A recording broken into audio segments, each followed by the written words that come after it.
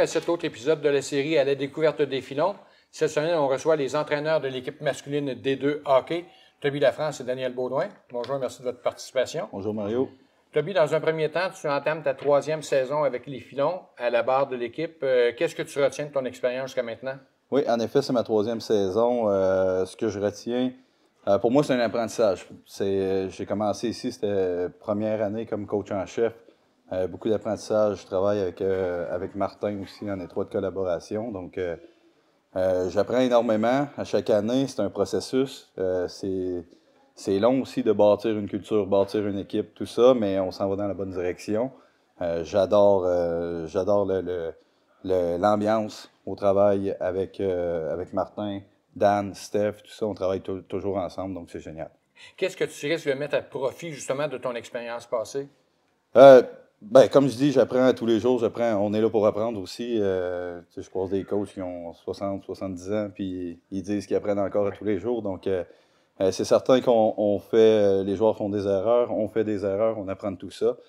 Mais je pense que l'important, c'est vraiment d'avoir une seule vision pour le club D1, D2. On travaille ensemble, on a la même vision, les mêmes valeurs, le même point commun, le même but. Donc, c'est vraiment d'aller chercher un standard élevé pour notre club D1, pour notre club D2, pardon, pour atteindre le niveau le niveau d'application, le niveau d'engagement du D1. Parce que justement, ton rôle à la tête de l'équipe D2, c'est de former les joueurs éventuellement pour monter au niveau D1. Oui, c'est en plein ça, c'est ce qu'on veut.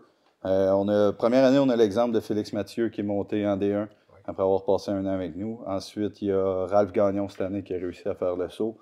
Des fois, c'est difficile, c'est certain qu'on perd nos meilleurs joueurs, mais d'un côté, c'est un peu notre rôle aussi. On est très heureux pour les joueurs qui réussissent à monter. Dans le futur, on veut que ça continue. On veut réussir à monter 1, 2, 3, peut-être 4 joueurs à chaque année. Ça serait l'idéal. Comme tu le mentionnes, évidemment, c'est toujours les meilleurs joueurs qui sont appelés à aller donner un coup de main en D1, mais vous retirez quand même sûrement une grande fierté lorsque vous réussissez justement à amener vos joueurs à ce niveau-là. C'est certain, on retire une grande fierté, mais comme je dis, on travaille vraiment avec Martin et Stéphane, donc on sait ce qu'ils veulent, on sait le type de joueurs qu'ils veulent aussi. Donc quand on a des joueurs en D2, on travaille beaucoup à les amener au prochain niveau, que ce soit les défenseurs avec Dan, les attaquants avec moi. La façon de faire, les valeurs, tout ça, c'est super important. Donc vraiment, le but, c'est de les apporter au prochain niveau parce qu'au final, c'est ce qu'ils veulent. Avant d'arriver à la barre des filons, Toby Lafrance lui-même était joueur et entraîneur également. Oui, j'ai joué 9 ans professionnel. J'ai fait mon junior majeur à Victo pour les Tigres. Puis ensuite, quand j'ai accroché les patins, c'était fini le hockey pour moi. Je voulais plus rien savoir de ça. Donc, j'ai essayé. Il y a quelqu'un qui m'a convaincu d'essayer le coaching. Puis, j'ai aucun regret aujourd'hui. J'ai coaché commencé dans les programmes scolaires à Magog, les Carnicas. Ensuite, avec les cantonniers Midget 3 comme assistant coach. Puis, tu sais, quand je suis arrivé ici, je connaissais Martin, donc j'ai eu la chance d'avoir le poste en chef pour me forger un petit peu dans le métier. Et comment tu te décrirais comme entraîneur? Honnête, je crois que les joueurs savent toujours à quoi s'attendre. On dit les vraies choses, on dit les vérités. Des fois, ça peut faire mal, mais j'ai été coaché comme ça. J'ai appris à coacher de cette façon. Je suis assez demandant, assez strict. Mais par contre, on a confiance en nos joueurs, donc on leur demande toujours de pousser un petit peu plus. On sait qu'ils sont capables d'atteindre un plus haut potentiel, si on veut. Donc, on est très demandant, mais en même temps, on est à l'écoute. Et aujourd'hui, c'est plus facile et surtout plus important de concilier études et hockey. Absolument.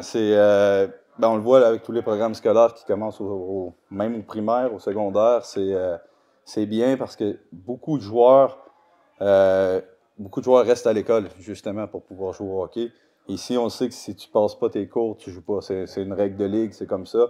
Donc, c'est pas vrai que, peu importe le programme, peu importe l'équipe, le cégep, c'est pas vrai que les joueurs vont, exemple, ici à Thetford, ils viennent pas pour nécessairement la ville de cégep, tout ça, ils veulent jouer au hockey en premier.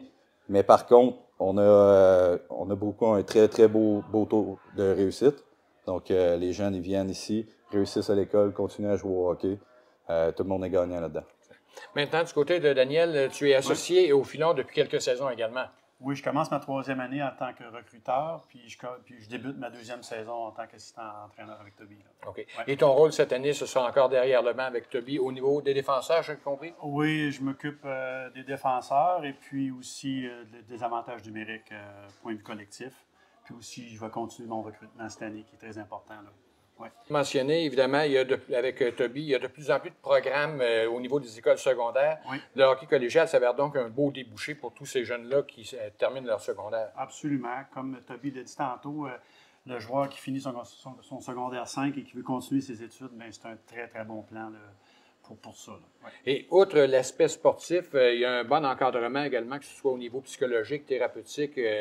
Toutes les facilités sont offertes aux joueurs. Absolument. Au niveau hockey, thérapeute sportif, psychologue sportif, on a l'entraîneur Vincent qui s'occupe des jeunes.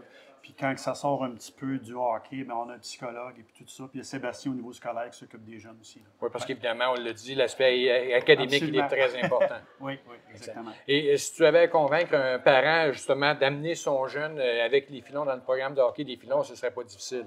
C'est vraiment pas difficile parce que moi, qu'est-ce que je leur dis, c'est que quand j'ai commencé il y a 3 ans, j'adore l'organisation des filons, j'adore la structure hockey.